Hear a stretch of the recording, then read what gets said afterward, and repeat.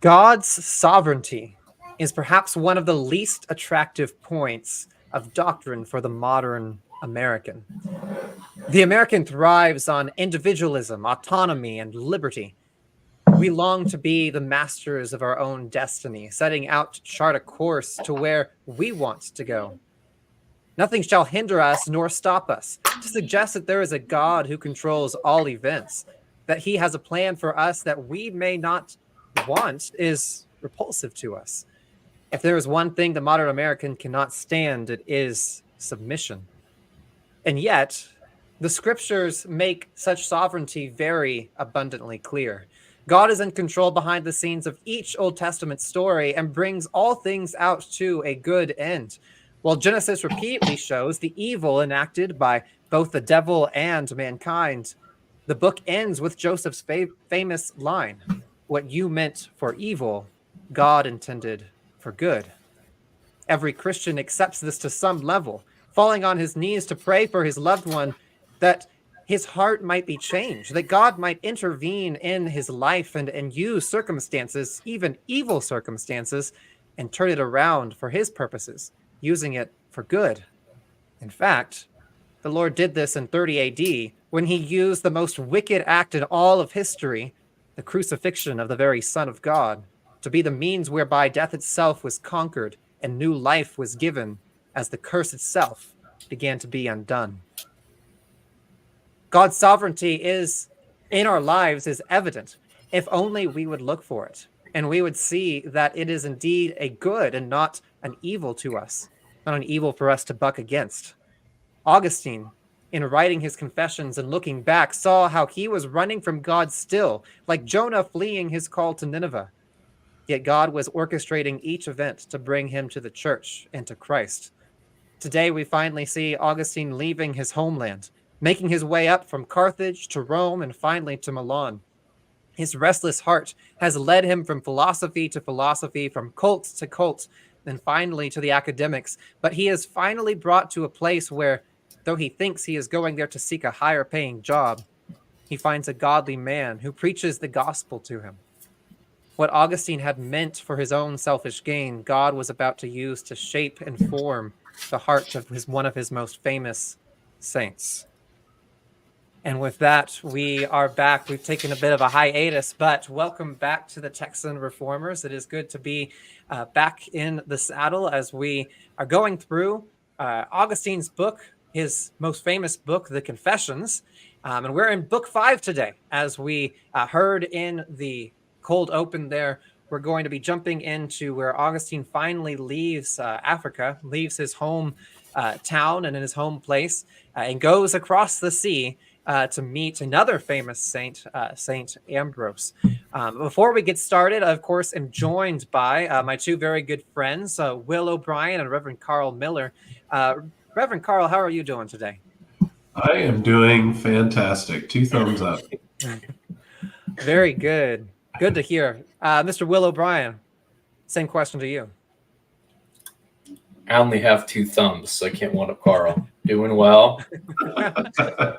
We just had a baby, so Yeah, we're woo! happy, thankful, blessed.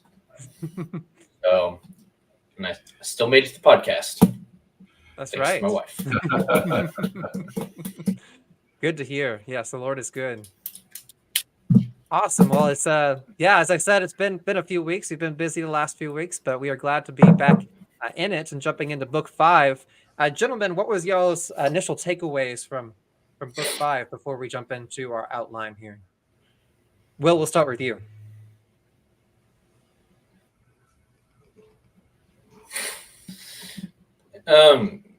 It's a progression, so it's a lot of similar themes, but we're going to see a stronger dismantling of Manichaeanism in this chapter. He's been dismantling a little bit from the narrative perspective, but we're going to see that him in the reference time is starting to be troubled by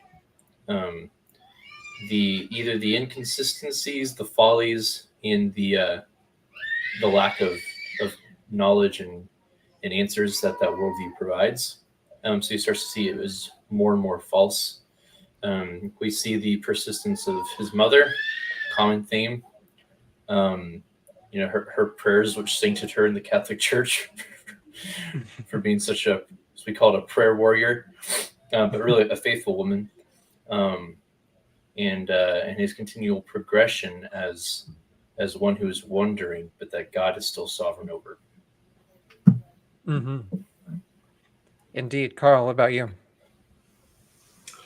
Yeah, much the same. I appreciated his kind of focus and kind of the wrestling that he did with Faustus and Faustus' antics and the whole host of problems that he found with him and dangers, but also then what led him to Ambrose and the Lord's work there. So yeah, definitely agree with those themes. I think it's well developed, and the road is a fun, or maybe not fun is the right word, but it was a good road to travel, right?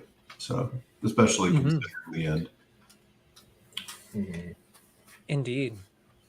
Yeah, I wanted to, as we jump into the book here, I wanted to jump a little bit more into Manichaeanism. We've talked about Manichaeanism several times now. This is of course, the false belief, the heresy that that he wrestled with more than any other, and that he was involved with more than any other. He's talked about his fascination with other philosophies. We talked about astrology last time, and even here we'll see that he gets involved in what he calls the academics, what we would kind of term skepticism, as a proper field of study, or kind of a belief set at the time. Though we now just use it to mean anybody that is skeptical of anything or tries to be skeptical of anything, which is, to be fair, most of modernity. But there was a proper school that called itself skepticism at this time that we're seeing the influence on in Augustine's life here. But Manichaeanism, he really is fascinated by it. What do y'all think is so appealing about this dualistic system to Augustine and to so many at the time, even at a time when Christianity was quite prevalent in the empire and very well known?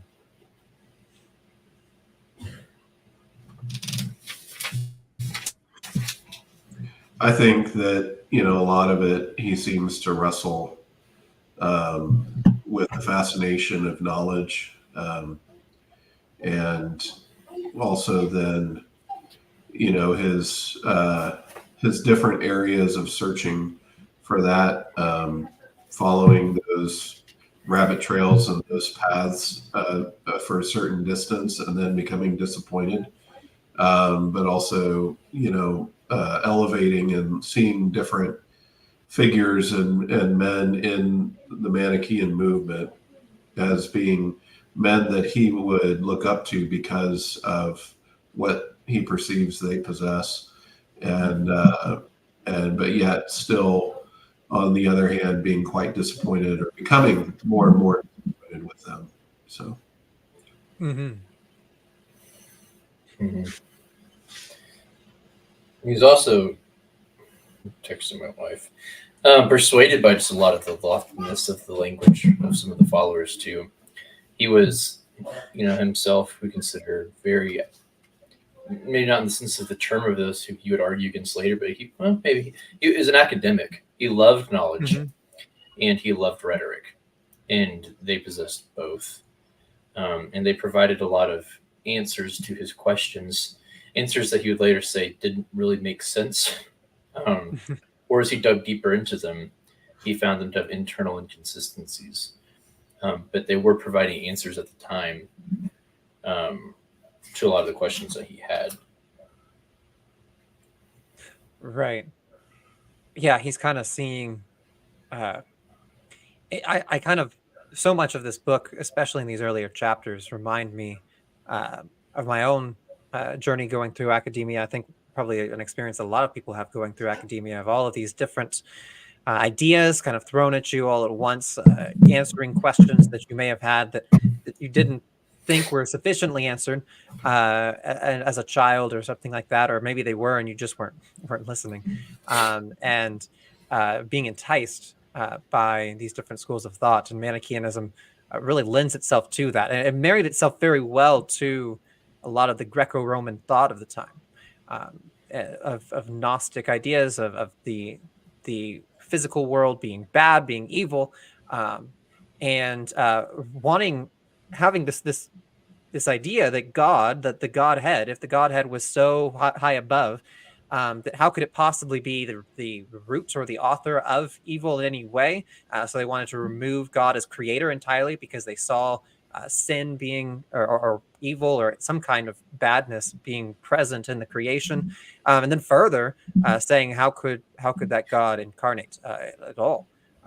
Right, that would be beneath him. That would be something that would be wrong-headed to think, right? So that the incarnation was something repulsive to them. But we see as we jump into some of this that there begins to be some cracks in the armor for Augustine. What was leading to those cracks, and how did that really push Augustine to start to almost become, I almost sense like this annoyance that he has in this chapter with not only the Manichaeanism, but the Manichees themselves that he's dealing with. Well, he sees some of this is his. We'll talk about the two Augustines, the narrator and the protagonist per se. Mm-hmm. But so some of this is coming from more eloquently from the narrator, because now he can speak with knowledge because he has fear of the Lord, right? And the person he's narrating of does not. We were just talking about this right before, but a few points is he's starting to see that they're not answering his questions. We'll get to Faustus. Carl already alluded to him, that he's going to have this man. People aren't answering his questions, and they keep on saying, well, wait until you speak with Faustus. So wait until you speak with this. It's kind of a tale of two bishops in this story. Could have been your chapter title. Just a thought. But like wait till you speak with Faustus, and we'll get to him in a second. But from the narrative perspective, he's going to see how they really have a lack of knowledge, and this gets back to Proverbs 1. This speaks to Romans 1, that they're even in Isaiah 14 about the foolishness of the darkened heart. But he likes the knowledge, but the knowledge lacks wisdom. They have a pride in their knowledge, but it's an irreligious pride, that they can see the movement of the stars, but they can't provide true answers for why they move, right? They're good at counting. They're good at mathematics. I like this quote. He says that in section 5, they have not known the way, your word, through whom you made the things that they count, and also those who do the counting, and the senses, thanks to which they observe what they count, and the mind they employ to calculate. Could have said even count again. But it doesn't get to the deeper issue. It's an epistemological issue, that they have maybe these answers to things. Like they're good at math, but they don't know why math works, in a sense, right? He said, I used to recall many true observations made by them about creation itself. Particularly noted the rational mathematics order of things, the order of the seasons, the visible evidence of stars. And then he said, I compared these with sayings of Mani, who wrote much on these matters very copiously and foolishly. But Mani's reasons for all these things were not based in anything. Mani believed in a dualism between light and dark, that darkness was a wedge within the light, that the eclipses, they were very big on the stars. We've already spoken about astrology and the foolishness that he ended up finding in astrology in the previous chapter. A lot of Manichaeism looked to the stars. And the last quote I'll say here is about the creation. They say many things that are true, but the truth, the artificer of creation, they do not seek in devout spirit, and so they fail to find him. Or if they do find him, although knowing God, they do not honor him as God or give thanks. The whole concept of coming to knowledge, and we'll see this, that Augustine is always trying to come to a knowledge, but he never can find the end of knowledge. Even if in his knowledge he came to the revelation that God is real, even the God of the Christians is the one true God. He may even come to that point through all of the reason, through the grace of God's general or natural revelation. But that still is only enough evidence to condemn him and will not bring him to a true fear of the Lord, which is the beginning of all wisdom, beginning of all knowledge. I was joking that the prophets of Baal probably understood that Yahweh was real. Judas knew that Christ was the Christ, and yet he still did not know him in the deeper and truer sense, right? That it does take a regenerate heart. And so we'll get there at the end with just now blanking, Ambrose. And he actually doesn't even come to faith in this chapter. He will very soon. But there's some cracks. I'm speaking more from the narrative perspective, looking back. But he's speaking to the foolishness of the epistemology of the heathen, whether we see that today in more broadly secularism, but even in the false religions of antiquity.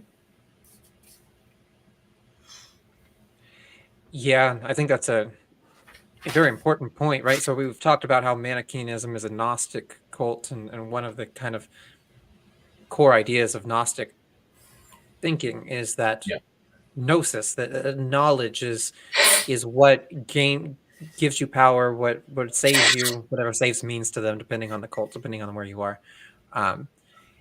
And so, but he really dives into that they did have knowledge in many respects. They had true knowledge about how the world worked and what happened here and there, and but that wasn't that wasn't beneficial to them. It wasn't beneficial at all. And then he goes on to say there are many people without such true knowledge that they are quite happy, right? They actually have blessedness.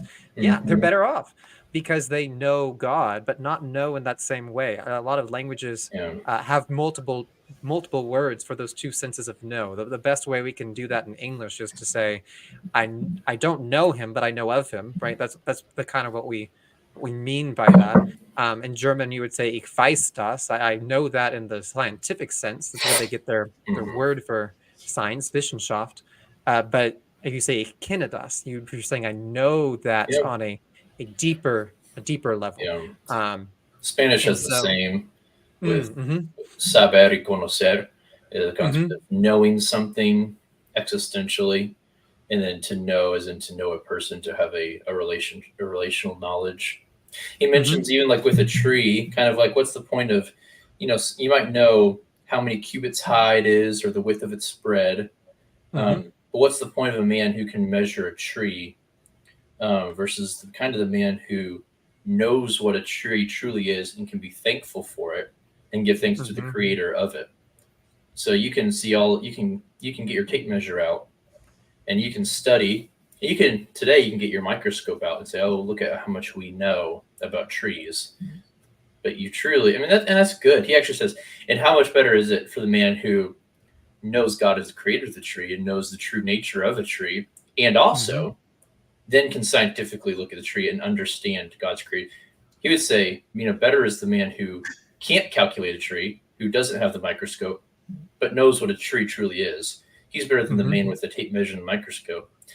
And the man who knows the tree truly is, but also has the microscope, is better than the other two. It's good to have both, but one must precede the other for it to have any fruitfulness.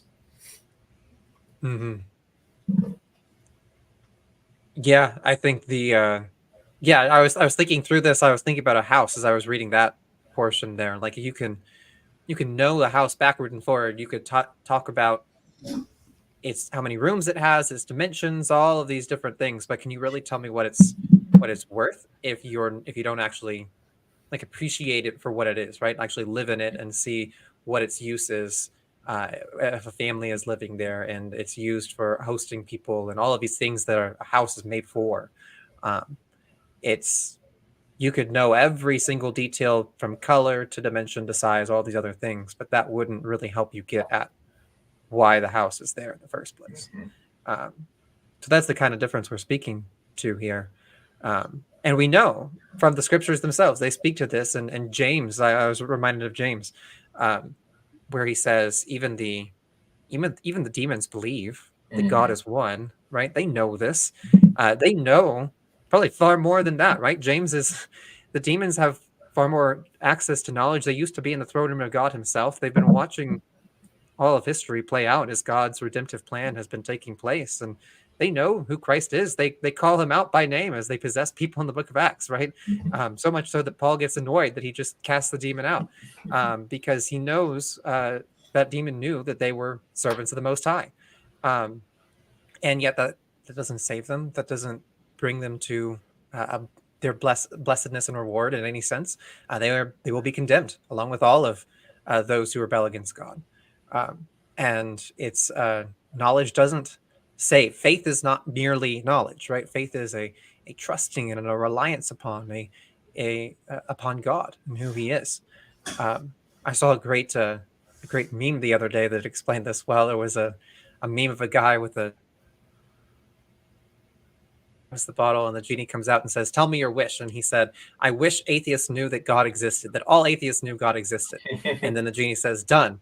And then the man says, "Nothing changed." And the genie says, "Correct."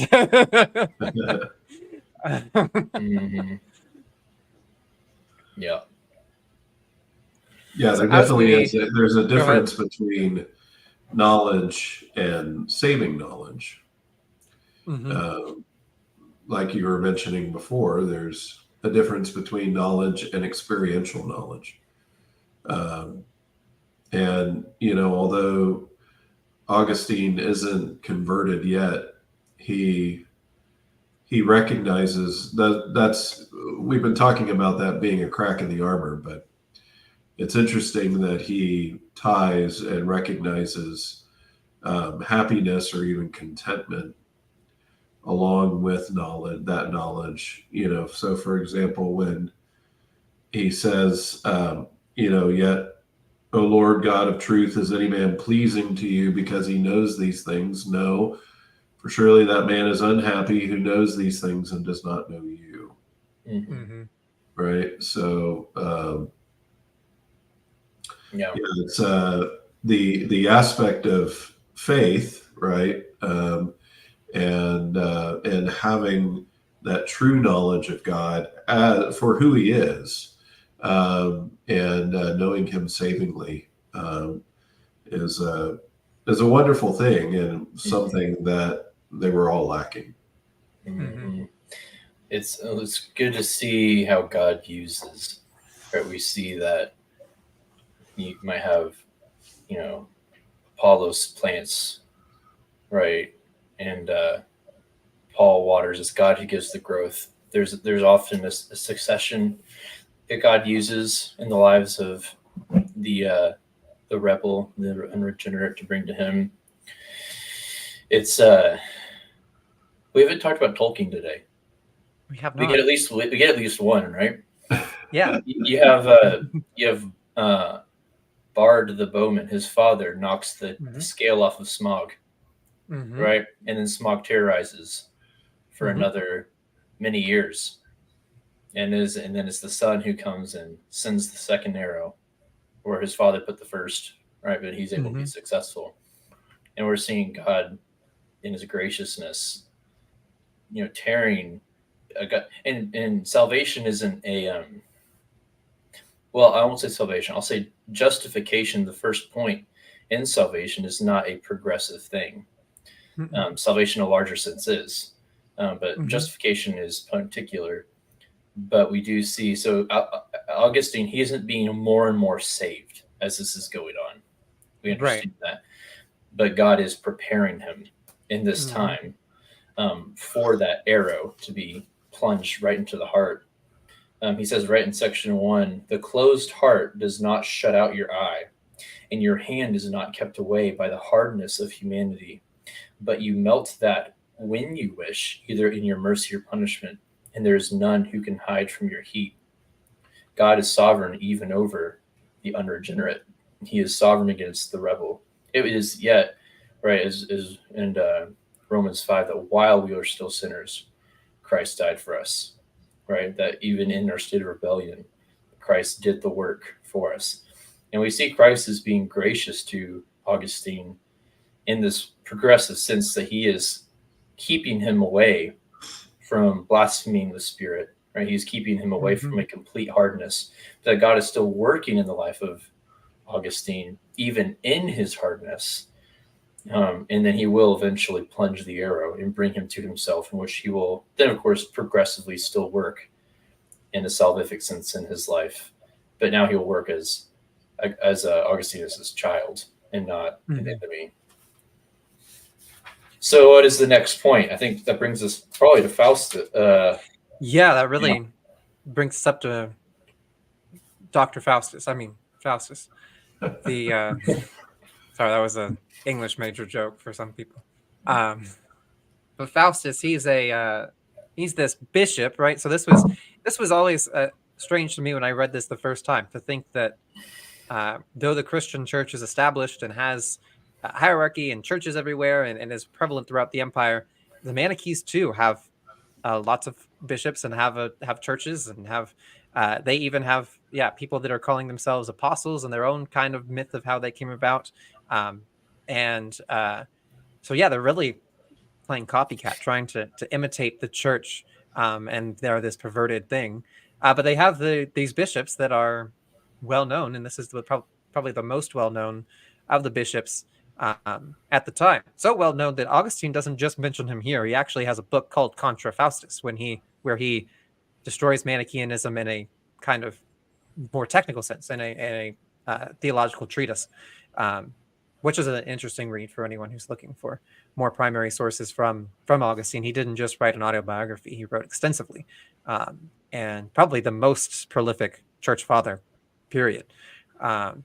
Just try to get through City of God. But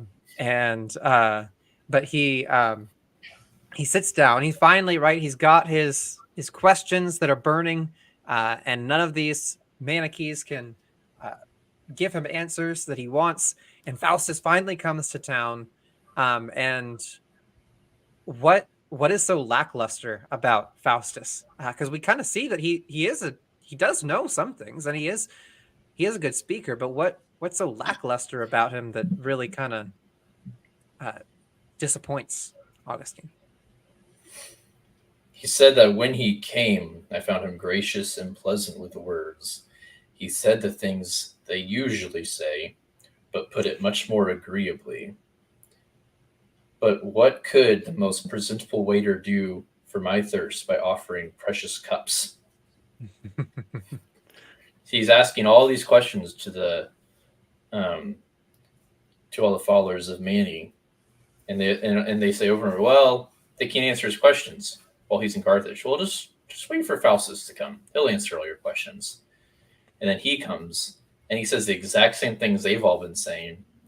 And Augustine realizes that, he only rose to the ranks of bishop because of his rhetoric and because he was a very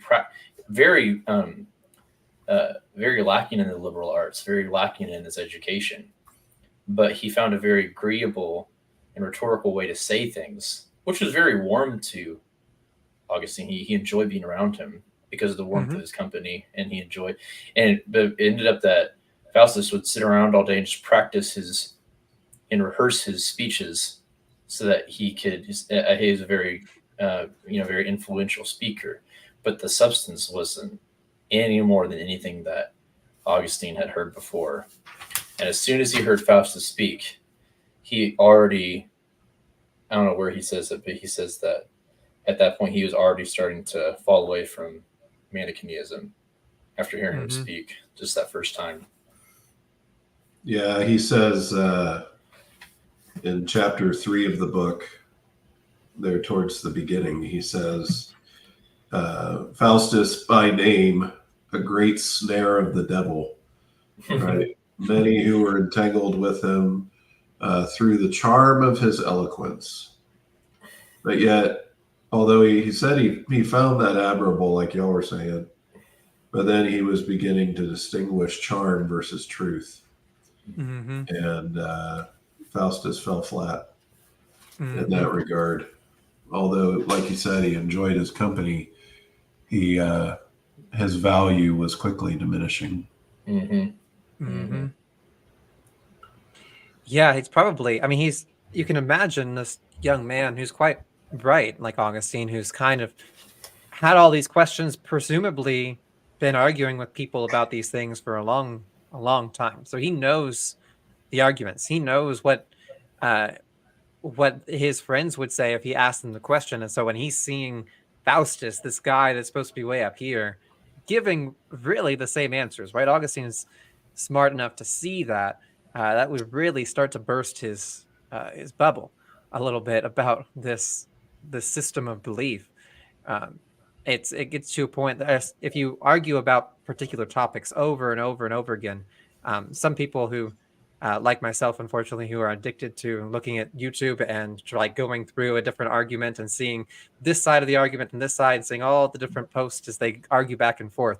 Eventually, you start to see there's only a few arguments, and you can almost see like, oh, he said that, so he has to respond to this, and he said that, so now he has to respond, and you can see it becomes like this, it's like a chess game. And so you can imagine Augustine giving the question and then Faustus just giving the answer that all the Manichees have been giving it. And even though it sounds nice, the rhetoric is beautiful, and he's able to make it sound like, oh, why wouldn't you agree with this? This is a very loving thing, or this is a whatever it might be, right? The Manichees were very keen on what they thought of as personal holiness. And so I'm sure Faustus was great to listen to. But yeah, this young rhetoric teacher isn't having it, and is seeing right through it, which brings into another great discussion about truth, right? Epistemology. We talked about epistemology a lot today already. How we know things, what makes a thing true, and he goes into this lengthy discussion of, he doesn't call it this, but we call it this today, and the Greeks call it this, sophistry, right? Sophistry, the idea that I can use rhetoric without using logic is really what that means, right? I can use rhetoric to persuade you that a false thing is true, and I do so intentionally.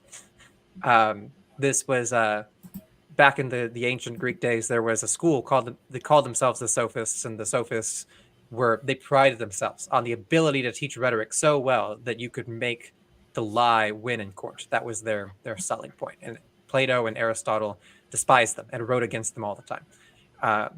And yeah, so Augustine kind of sees that sophistry in Faustus and goes into this discussion about, like you said, the waiter who is bringing a drink that cannot quench in the most elaborately designed cup, right? But at the end of the day, there's no water in it. It's not really, it's not going to quench. Yeah. Don't shame me for quoting John Locke, but he does have a quote I like where he says, "A sophistry is only fit to make men more conceited in their ignorance." Right, and that's what we see here. It's the foolishness of the Manichees that Augustine is seeing more and more revealed. Right, he's not seeing any of the substance. Exactly. I think we're going to have to retract that, though. We don't believe in the Enlightenment around here. So,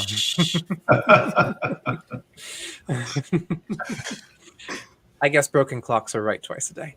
But yeah, that's exactly right. Is it? And how dangerous? I think this is something we should think about too as Christians today. How utterly dangerous is sophistry in our modern context, right?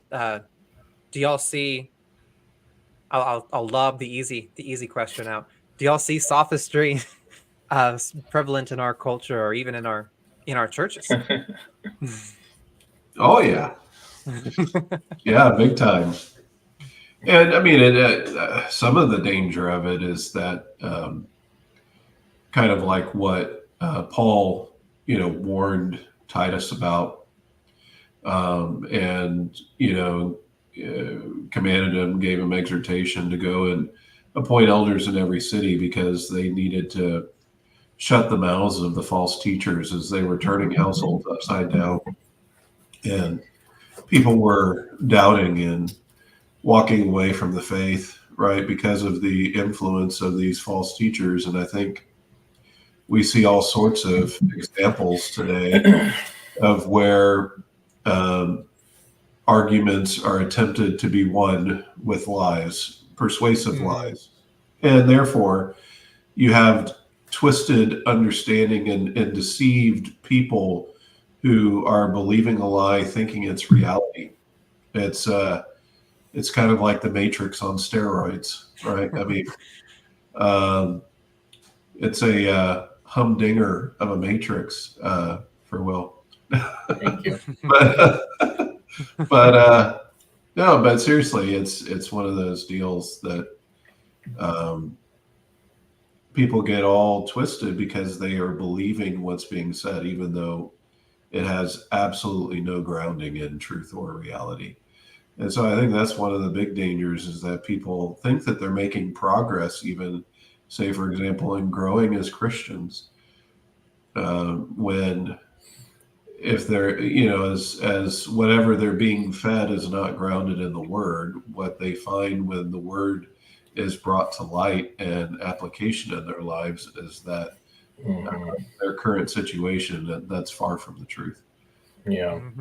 He said that fine style does not make something true, nor has a man a wise soul because he has a handsome face and well-chosen eloquence. I think that the sophistry probably is the most prevalent in our modern church context, and false piety. I'll say false piety. We talk about the kind of the pietistics often negatively, maybe in our circles. And piety is something that is virtuous. It is good. So in the church, so I'll say false piety. But there's a lot of eloquent language that revolves around, well, that's just not virtuous. That's just not holy, or that's just not loving, or we shouldn't, the easy take is when you have someone like Piper say, "Oh, I wouldn't defend my wife because I wouldn't want to hurt someone who's not potentially Christian, and she is." And that might sound nice to a lot of folks on following the Gospel Coalition, following Desiring God, things like that. Both of which have published fine things that have edified thousands of folks. But you have a lot of that sneaky pietism where it neglects, well, what does actually the whole counsel of God say about this? And when you simply say, well, we should be loving and we should love our neighbors, and they create false dichotomies surrounding the Word of God, that's really prevalent today. Because of course you want to say, well, yes, we should be loving. You might want to go and evangelize. Say, well, is that really loving to tell people that they're condemned? You might have things like that, very common. And that wouldn't quite be piety. It's just weak evangelicalism. But there's a lot of that where you can use words to neglect a lot of truth and put a nice face on things. The 11th commandment, right? Thou shalt be nice, to the neglect of biblical truth. And it sounds very winsome in your rhetoric and in your emotional appeals, but you actually end up neglecting the counsel of God. Yeah, one isn't sanctified by sophistry, and also, like Will was saying, in the realm of evangelism, if we're trying to persuade people, but we're not doing so with biblical truth, and we're just doing so with what they want to hear, then what what the reality of things is that you're going to have a lot of false converts who believe that they are saved, but they're really not. They don't know the truth. They don't really know Christ. So, yeah. Right. I mean, it's very prevalent today, right? Even Christ dealt with when he made the bread multiply. He fed 5,000 people, right? The food's all gone. He's like, "Are y'all still gonna follow me, or are y'all still here just for the food?" Right? Yeah. And like so many times, right? That happens in our evangelism efforts, because we kind of fall into the lie of the world that sophistry should be used in order to win someone to something. So it's even it creeps into our thinking, in that we begin to use those means, sophistry, for we think we're trying to win them to a good end, but we've actually fallen so much into rhetoric that we don't really try to pierce to the heart and allow the scriptures to do the work that they promise that they can and are powerful enough to do. It's a very, very dangerous trap to fall into, and to trust in that. I'm reminded that that the ordering of the way the classical education of the day taught these things in the three sections of reasoning was to first teach grammar, and then to teach logic, and then finally to teach rhetoric, because rhetoric without the former two is a very, very dangerous thing. Just to teach someone the means of persuasion is without telling them how to arrive at truth. And to reason themselves to what is, like, to actually ground yourself in what is true, is not good. All right, we're 40 minutes in. We haven't even gotten to him leaving Africa yet. So we come here to he finally he's been in Carthage all this time. Carthage is quite a big city. It's not the biggest city in the empire, though. And he endeavors, though, to go to Rome, because he says that the students, he kind of basically calls them uninspired, right? They really are not they're not zealous for learning these things. They're quite violent. He talks about them being very disorderly in the classroom, and they really don't want to learn. So he's tired of that, and he hears that he's promised better pay in the Eternal City in Rome, all the way across the sea. And so he wants to go. He's going to take his concubine. Of course, his mother has been living with him up to this time, but he's not so keen on her going with him and his concubine across the sea. And we see another heart-wrenching moment from Monica, as Augustine basically pulls a dirty trick on her and leaves. And has her stay the night at a hotel there in Carthage, and then she wakes up and he's gone. The old bait and switch. But this was particularly heart-wrenching to me, as Augustine, author Augustine, future Augustine, was reflecting on the turmoil he put his mother through, and the way that she responded to this. How did this touch future Augustine as he's reflecting on how this affected his mother? Well, she stayed the course. She was heartbroken. The future Augustine was heartbroken too, because the heartbreak he caused his mother, and because he lied to her. He pretended that he was going to see a friend, some nature of that, and he took off in the ship and went across the sea to Rome. And it says she was upset with him, and then went right back to praying for him. And she never stopped. I love his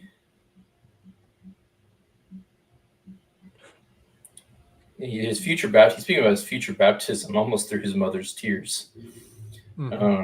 This water was to wash me clean and to dry the rivers flowing from my mother's eyes, which daily before you irrigated the soil beneath her faith. Beneath her face. It's like, whew. Now I know she's a woman and all, but I don't pray like that. There is such a love for her son from the day he was born, we see in chapter 1, right? And then and even through his early education as a schoolboy, seeing his talents and be like, he's going to be used for God. And his father, before he turns to the Lord, of course, was just wanting to use him for secular means, but his mother always had the desire that he would be used for the kingdom. Since he was a young boy, now he's like 27, 28, somewhere around there. Still has not repented, and yet she has not given up on him, and she still urges him through tears to repent. And now it's harder because she now is praying for him, but she was praying for him and petitioning to him and for him to the throne of grace while she was with him. But now she's having to pray from afar, which is very difficult for her.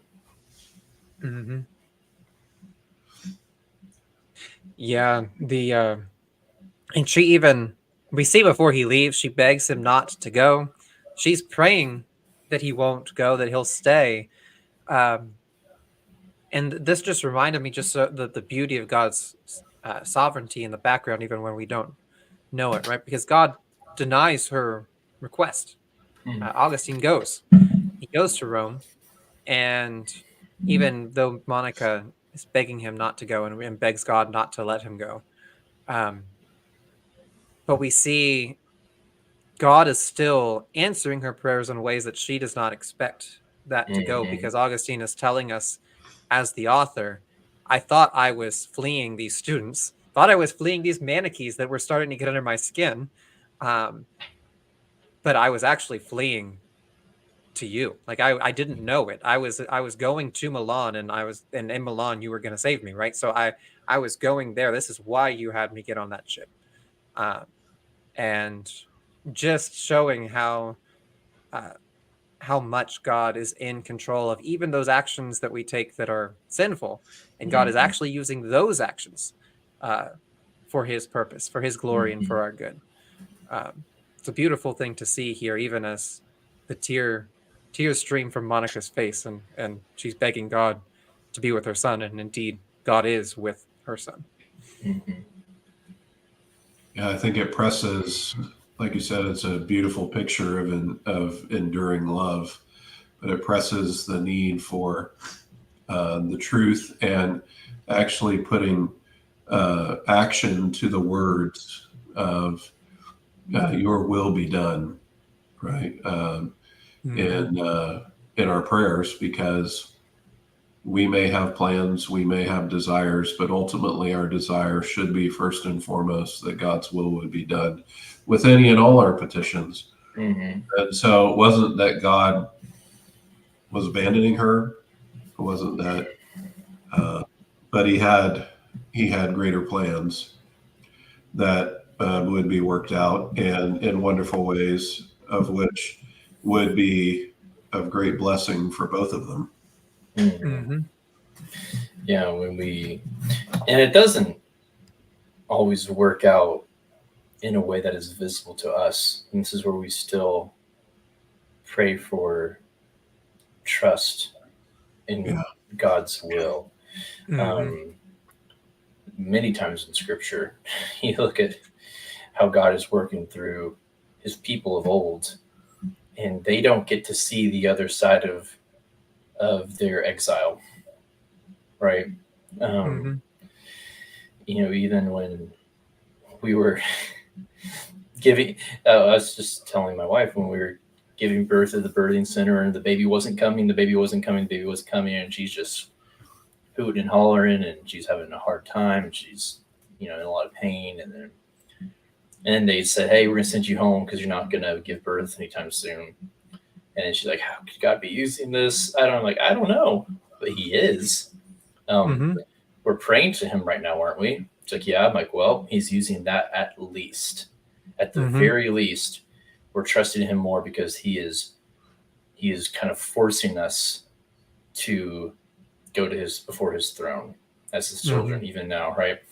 And then sometimes He does let us see grace. So we get to go home, and 40 minutes after we get home, all of a sudden God says, all right, now you're gonna have a baby, and I deliver my child unexpectedly, randomly at home, and I get to be there with family, and we're all there, and she gets to be home, and it's much more comfortable to be home. And it's a very small thing, but God gave us a little simple grace. He gave us the comfort of home. He gave us a good story, and he let us go to him, and he also answered the rest of our prayers of a healthy baby and things like that. But God is always working all things for the good of those who are whom He loves and are called according to His purposes. Mm-hmm. Even if Monica did not see her son convert, her tears are not fruitless. Mm-hmm. And those are still, I believe, those are still treasures in heaven for her. Every tear that she cried and every petition that she gave to her Lord on behalf of her son are treasures in heaven. And He was glorified and pleased, I would assume, with her through all of that. Yeah. Mm-hmm. So he makes it to Rome, but he doesn't stay too long, does he? No, we have to. This is something I think a lot of us miss about this particular time in history. This is late 4th century. I'm about to put my historian hat on here for a second. So Rome, the empire, is not in its best of states at this point in history. The western side is not doing so great. The economy is failing. The borders are unkept.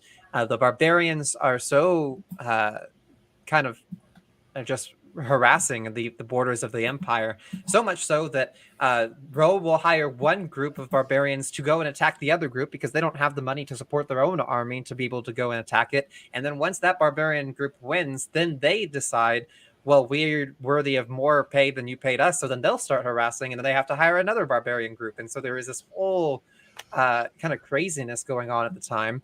And all of the politicians in Rome, the city, had left Rome. Rome was not actually the capital, as we would think of it today, of the empire. It had been abandoned, and everyone had gone to Milan, and which was in the north of Italy. It was a much more beautiful place. So it was really like, Martha's Vineyard. Imagine all the all the politicians live in Martha's Vineyard, right? But DC is just going to waste. So that's what's kind of going on here. So he makes it to Rome, the glorious city that is supposed to be the eternal city that Romulus founded hundreds of years ago, the empire that had lasted 1,000 years at this point.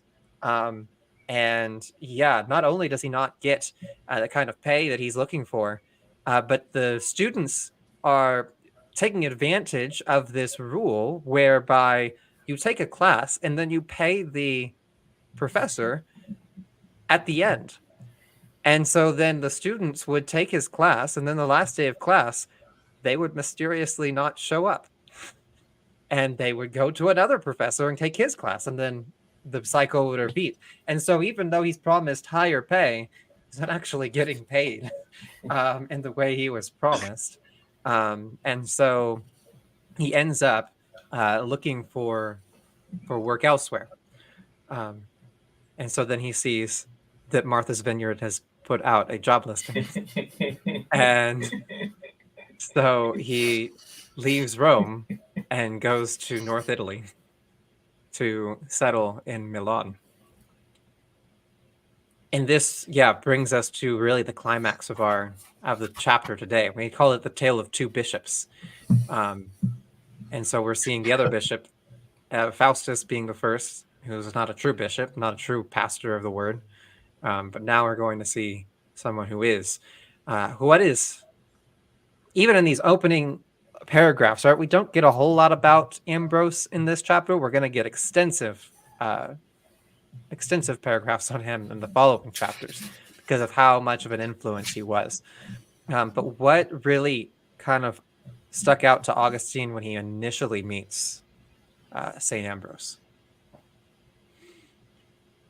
He had heard about Ambrose.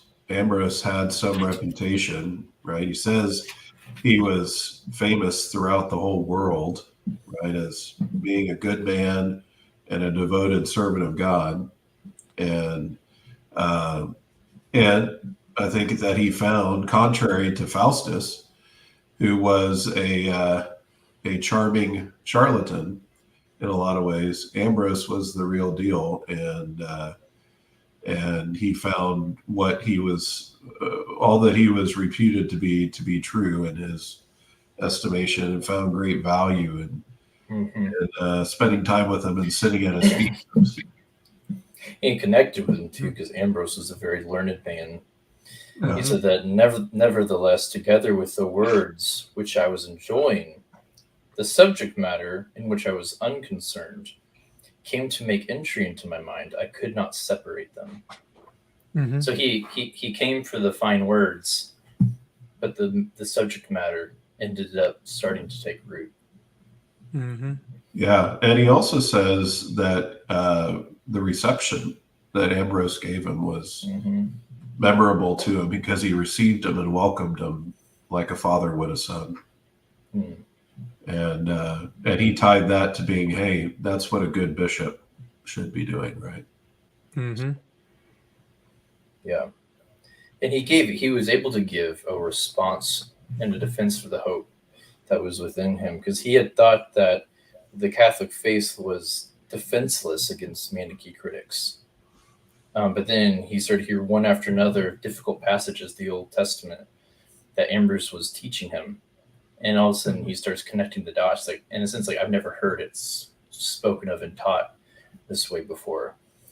And he's actually he's giving a sensibleness to the Gnostic mind of Augustine, which speaks to the apologetics of Ambrose, that he wasn't just simply a loving and righteous man, but that he was well learned and he knew the scriptures, and he was able to provide a defense, which really you see Augustine searching for this whole time. We know Romans says, and quoting back to Psalm, right, that no man seeks after God, or, no man is good.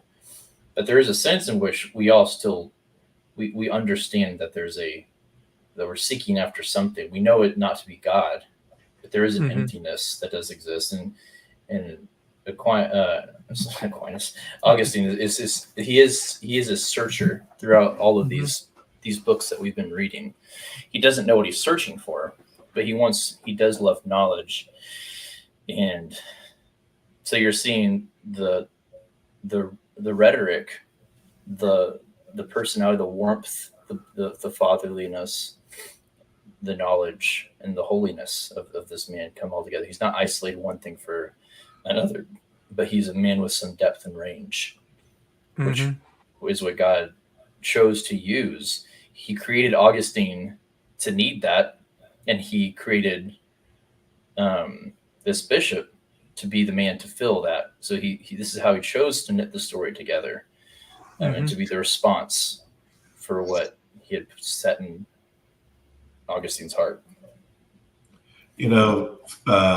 Ambrose, the way he describes Ambrose, the contrast with Faustus also reminds me of how Paul preached and presented himself to the people, right? He was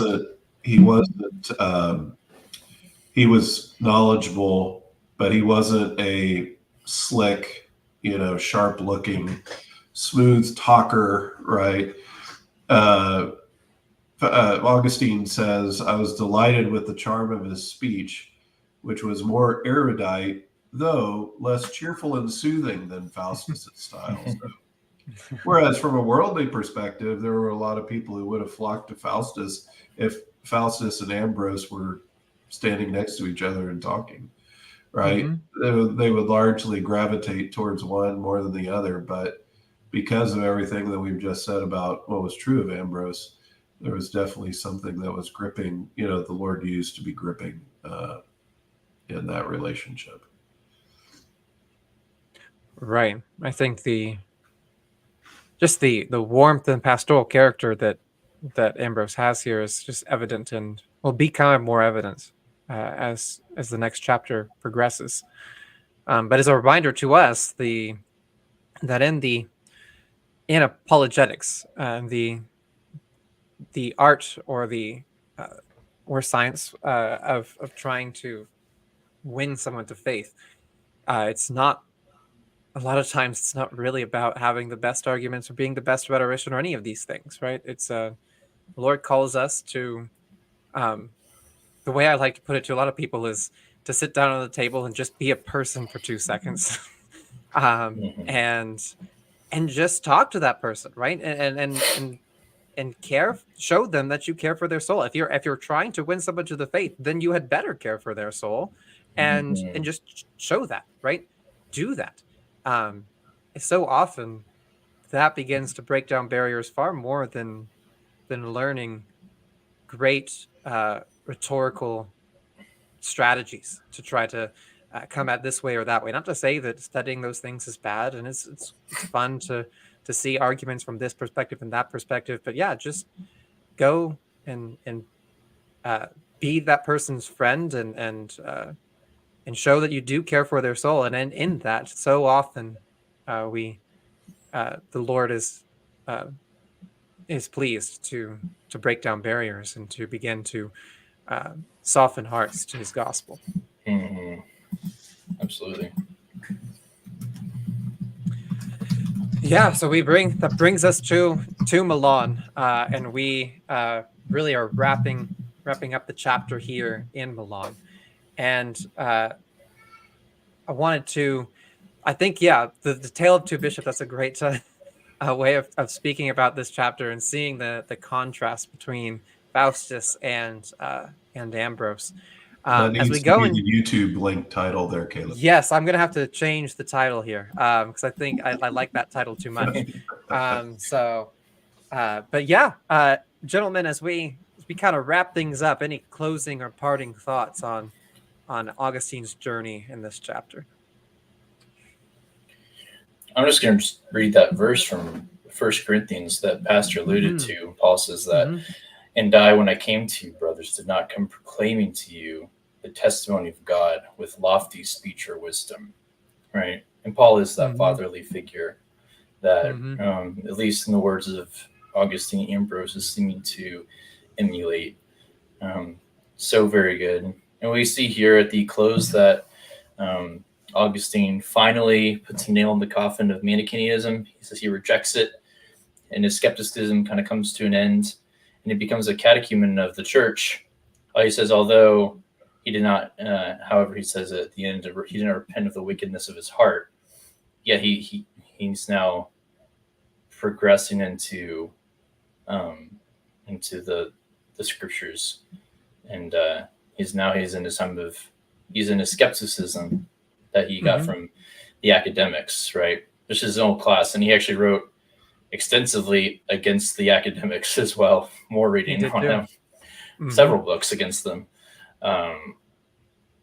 But yeah, turning of a page, and so we'll start to see that conversion more in the next chapter. But it's a beautiful Mm-hmm. testimony as you opened up with the sovereignty of God, that He works in all things, right? That is His, in His holy decrees and in His providence, that He governs all things and all creatures, and He sustains. He both governs and He preserves His creatures, as the Catechism Mm-hmm. says. And that includes the unregenerate and the non-elect. He still does use them. They are His tools. They may not be the workmanship in Christ, but He does work all things to His good. It is His story Mm-hmm. that He's writing, and God writes the best stories. Mm-hmm. And Indeed. some He uses for some members for honorable use and some for dishonorable. But even in the state of dishonorable use, He is still seeking, and He does take the glory in all things. And it's beautiful Mm-hmm. to see. This is the better version of the youth group testimony time. Or the kids say, "Oh, I just want a better testimony." I want to say, "No, it's better that you did. There wasn't a day when you didn't know the Lord." But for some, that is the case, and Augustine wins. That's right. Pastor, any concluding thoughts? Yeah, I agree. I think what Will said there is excellent. I do think that it's important and it's good to see how the Lord, in His sovereignty and in His purposes, dismantles uh, people's lives. And whereas we're trying to keep all of our blocks together and we're trying to put everything into where we see it in our foolishness, He breaks and He puts wedges in those cracks and pulls the things away and really rocks our world, brings us down to ground zero, so to speak, before then He fills in the biblical foundation from which we truly stand in Christ. And so we see evidence of that here. And I think that's a wonderful thing. It's good, Pastor. Yeah, I will echo both of what y'all have said with a hearty amen. I think it's in my own life, I've seen the way God works. I think all of us as Christians, the more we're sanctified and the more life we live, we see God working in ways that we don't expect and we didn't know. We weren't planning that.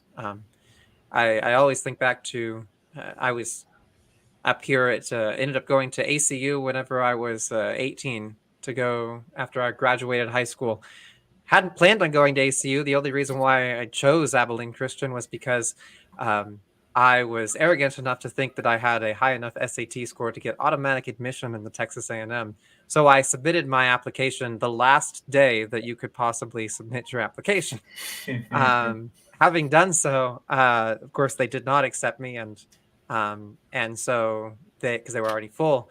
And so I thought, oh, Abilene Christian, they'll take me. So they did take me, and I got up here and ended up going, and even here fell in to some very bad habits and drifted away from the Lord in many respects, and thought I was going to law school and all of these sorts of things, but the Lord had different plans for me. Had I not come up to ACU, I wouldn't have made any relationship with Covenant Presbyterian, the church that I'm now here at. And in God's providence, God used the starting of the relationship during those years to be something that grew later as he called me into the ministry years later. And I was looking for an internship at the time, and they gave me a call, and the rest is history, as they say. Now I'm a pastor here. So none of that was planned by me. None of that I could have foreseen. None of that was anything that I thought I should have done at the time at 18 years old, but God had different plans. And so,